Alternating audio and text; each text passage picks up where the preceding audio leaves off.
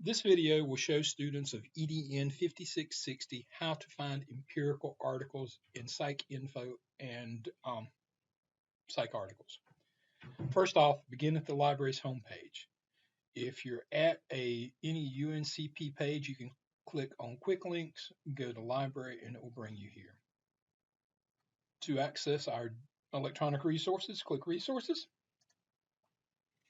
click Databases, and you'll come up to this database subject page, and then you can click on Education.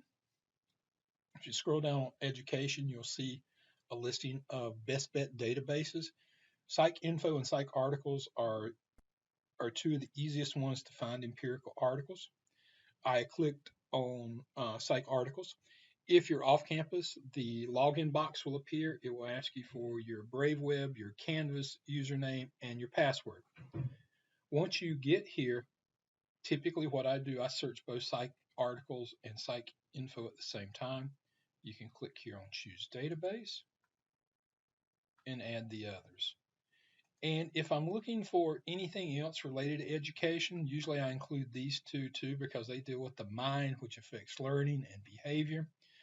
But also I'm going to point out some of the other education databases. We have ERIC and Education Source. So you may want to add those in later. But right now I'm going to click on OK. And I am ready to do my searching.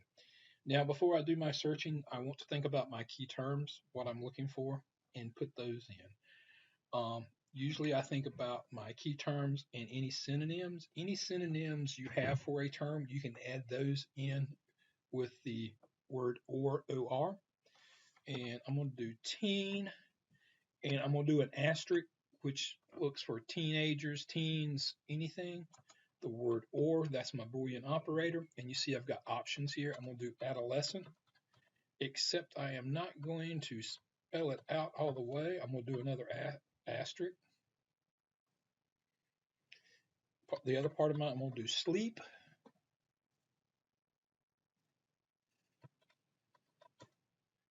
Learning or memory. Excuse me. Do that. Now, to get my empirical articles, I can scroll down under methodology. I can click empirical study. That will limit myself down to those. Now, notice also I can do age groups as well, and teenagers is one, or adolescents is one of those. If I wanted to add that in, I could. Scroll back up, click search, and notice I have 322. Some of these items will be full text, some of them will not in this database. Now, typically what I do when I have a list of results like this is I look at the title. I also will open, clicking on a title will open it up to see the full record. I got my authors, I got the journal title and abbreviations, my keywords here, and the abstract, which is very important because usually I read this abstract to determine if I want to read the full article. Also, usually I take a look at these times here, or these subjects here, because I can use those to search for other items. If I want to keep it to see where it says add to folder, I can add it to a folder. Notice later on I can email it or I can cite it. My little folder here opens up. This is a temporary folder. There'll be another video about creating more full text folders.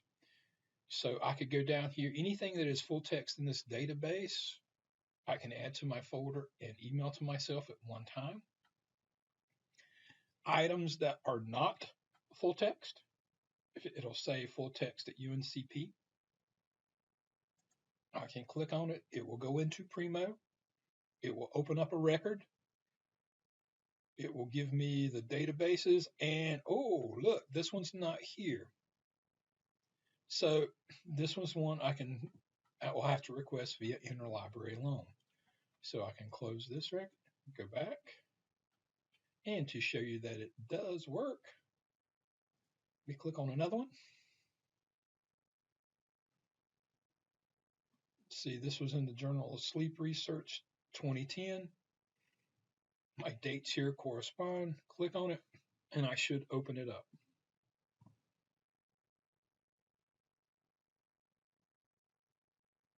Sometimes it takes a second. Be patient. If you have any issues, if it doesn't open, you can shoot me a citation, email me the citation, and typically I can check it fairly quickly to see if we have access to it. If we do not, I'll send you back instructions about doing the interlibrary loan request for it. If I find it, I will send it to you. No need for you to go hunting or tell you how to find it when I can do it. And see, here is the article. If I want the PDF, I can click here. Now, typically what I do when I have articles in a database where I cannot email them, this is when I'll open them in PDF. I will save them to my desktop. I will save them to my flash drive, and then I will email a copy to myself. I've had too many stories of flash drives going missing, of computer hard drives crashing. So if I have it in my email, it will stay there unless I delete it, especially my school email. So here are all those. So this is how I would handle those. Now I'm going to go back here. And again, I've got items in my folder now. Another useful thing is if I want to limit my results down even further, I can go here under subject major heading, and you can see some of these. Now, probably what I would do is after I have looked at a full record, again, I think I spoke about this, looking at the abstract, looking at these key terms. If I click on one of the subject thesaurus terms back here, it will look for it in these subjects. Say I'll do sleep, down to 98. If I want to, I can go back and do it again. Oh, look, there is academic achievement. And I'm down to a list of 19. All of these should be empirical articles. If you do not know what an empirical article is, I'm going to pull, oops, sorry, I'm pulling the wrong stuff up. Say I pulled this one up. If you look at it, see it has samples, methods, results. These are pretty much the sections, and if you scroll through it, you will see these sections usually outlined in the article. Methods, it'll give you the participants, all the other information in here, a lot of tables, graphs, citations. So this is what an empirical article looks like. Now I'm going to go back to my results. If I want to email them, I can go to my folder, select email, and then just put in my email address. I always give it a subject heading, and I can select a citation style, probably APA for y'all. That's the good news and bad news. Let me back up a second, because sometimes even when you go to look at the citations here, scroll down, you'll see this APA. You must verify it against the A Style Guide, Purdue OWL, something like that, because I have seen these with errors. I have seen these all capitalized with incomplete information. So please verify it. Okay, that's a little bit about searching PsycInfo and PsycArticles for empirical articles. If you have any questions, please contact me. I will also show you about searching a different database for empirical articles. It's a little different, but we'll cover that in another video. So thank you. If you have any questions, please contact me. And our contact information,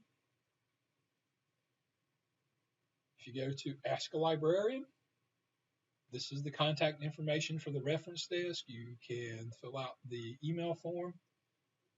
Also, if you want to contact me, that's my mug, that's my email address and phone number. So you can do that. If you have any questions, please contact us. Thank you.